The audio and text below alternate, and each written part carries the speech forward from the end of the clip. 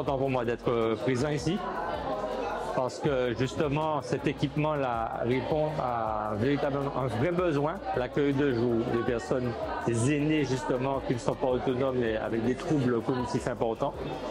Et pour moi, ce désir médical est déjà en partie comblé à travers aujourd'hui cette structure qui se met en place. Et ce qui est encore plus important, c'est que le docteur Alex Alamazan, qui a été le pionnier justement en gériatrie, en gérontologie, justement, a permis justement qu'un parcours se mette en place, que la prise en charge, le bien-être physique, mental et social de nos aînés puisse être accompagné, mais aussi que les aidants puissent avoir des moments de répit et aussi que les familles puissent se retrouver en confiance. Et surtout que l'on puisse structurer avec une résilience certaine, c'est-à-dire le dépassement véritablement des difficultés pour essayer d'améliorer le quotidien un petit peu des familles, des personnes. Et ça, c'est fondamental aujourd'hui. C'est un exemple à suivre. On allie ici véritablement plusieurs enjeux. L'enjeu du vieillissement démographique, avec bien sûr de nombreuses maladies. L'enjeu du soulagement des familles, la mise en activité aussi à la fois médico-sociale, mais aussi très clairement un impact très positif sur le bien vivre ensemble et surtout solidaire et responsable. Et ça, c'est fondamental parce que nos aînés le méritent. Et puis les familles et les aidants aussi le méritent, en permettant, quand on regarde la structure, à la fois au personnel d'être dans des conditions de travail intéressantes. Et ça aussi, c'est à prendre en compte dans le nouveau modèle de santé publique à mettre en place au service de nos aînés des Martiniquais et de la Martinique.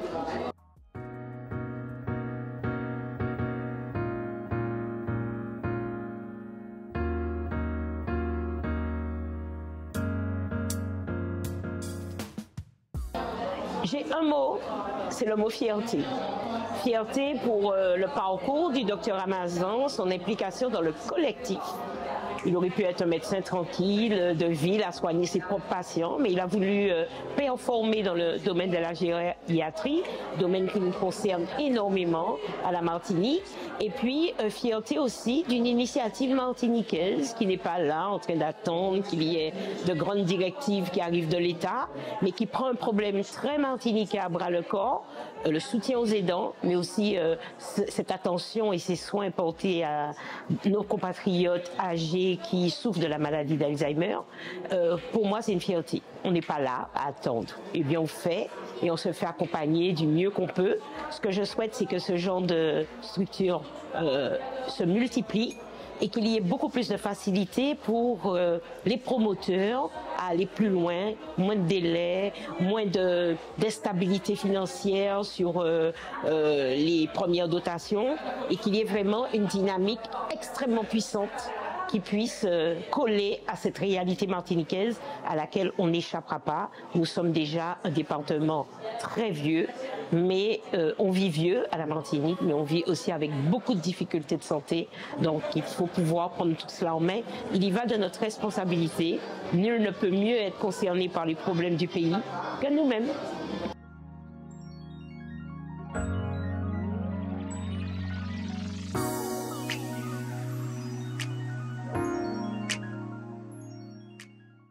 L'hommage rendu aujourd'hui au docteur Alex Alamazan en donnant son nom à une structure d'accueil de jour témoigne d'une certaine continuité de l'action qu'il avait initiée dans les années 90 en tant que médecin gériatre. Cette inauguration, ça doit être aujourd'hui la 9e structure d'accueil de jour que l'on ouvre en Martinique. Ce sont des petites structures d'une douzaine de places qui sont des structures de répit permettant aux familles d'aidants de patients ayant des maladies cognitives de souffler afin d'augmenter la qualité du maintien à domicile. Certes, ces structures ont l'air petites, elles ont 12 places en moyenne, elles essaiment sur l'ensemble du territoire de la Martinique. Elles doivent être encouragées et on a vu les difficultés que cela représente pour les promoteurs de mettre en place ces structures. Ce sont des structures dont le moment de prise en charge est défini avec la famille, l'équipe médicale, qui doit être attentive aux signes de souffrance des aidants, afin de ne pas rater ce moment qui est un moment important. C'est dans la continuité de la prise en charge à domicile que l'on va permettre aux familles de tenir dans la distance, parce que ce sont des maladies, les maladies cognitives sont des maladies qui durent longtemps, dont l'aggravation est régulière et qui nécessitent une adaptation permanente des aidants aux difficultés de prise en charge et aux troubles du comportement.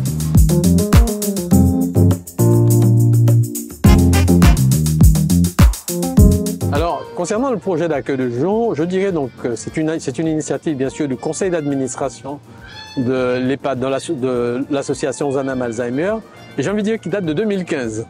Parce que ce premier projet, nous l'avions présenté, mais il n'avait pas été retenu en 2015. Et lorsque l'appel à projet est sorti de mémoire en 2020, nous nous sommes positionnés de nouveau et nous avons été retenus. Mais je dois dire que le travail qui se fait après l'autorisation est un travail extrêmement long. Parce que bon, il faut déjà, à cause de l'immobilier, des difficultés, trouver un espace adapté.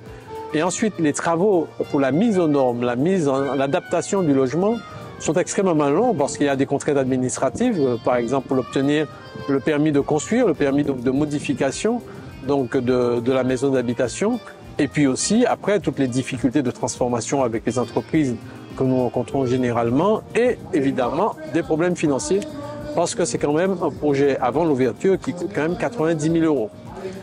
Évidemment, seul, c'est pas possible. Il faut quand même un investissement de tous les jours pendant cette période des équipes qui nous accompagnent, parce qu'il faut à chaque fois dégager du temps, chacun dans sa spécialité, pour adapter le projet.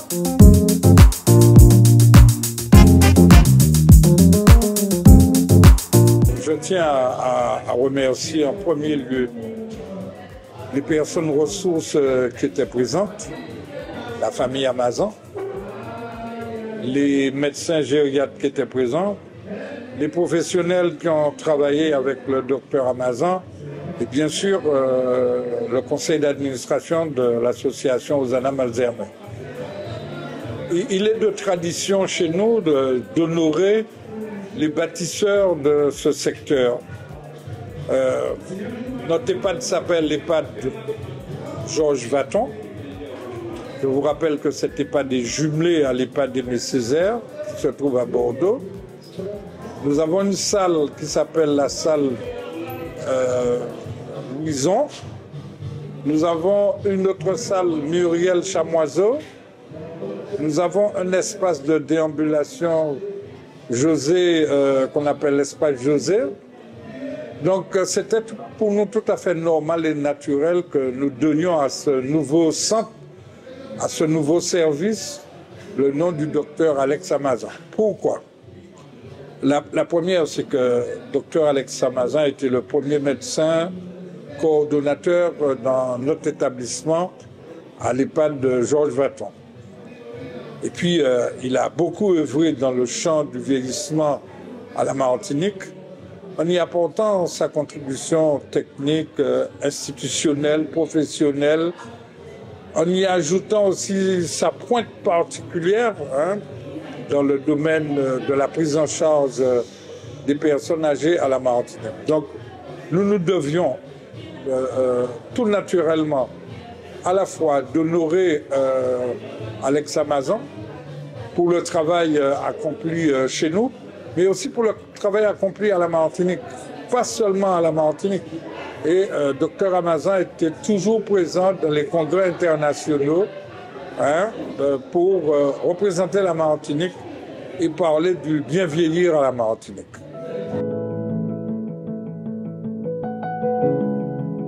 Heureuse d'être d'être là aujourd'hui pour l'inauguration de cet accueil de jour de nos aînés, une alternative à l'hospitalisation, à la mise en EHPAD, à l'aide au maintien à domicile. Et je crois que ce sont des valeurs qui étaient chères à mon père et je trouve que ça lui ressemble énormément. Et je suis très heureuse que cette structure porte son nom et très honorée aussi de l'hommage qui lui est rendu aujourd'hui. Et aussi, je suis très content qu'on m'a invité à cette fête et qu'on m'a aussi fait couper le fil. Et je suis très content de voir la photo de papy Alex. Donc gros bisous. Mouah. Oui, merci Mathis. Cette cérémonie est très touchante pour moi parce qu'elle ravive beaucoup de souvenirs. Elle me met en présence de beaucoup de gens que j'ai connus avec lui. Et c'est vrai que c'est un moment d'émotion, même si ces derniers jours, par différents signes autour de moi, j'ai compris que Alex était là et qu'il était content de cet hommage qui lui serait rendu. Donc je remercie aussi tous ceux qui évidemment ont gardé la mémoire, sa mémoire très vive et ont souhaité que cet accueil de jour porte son nom.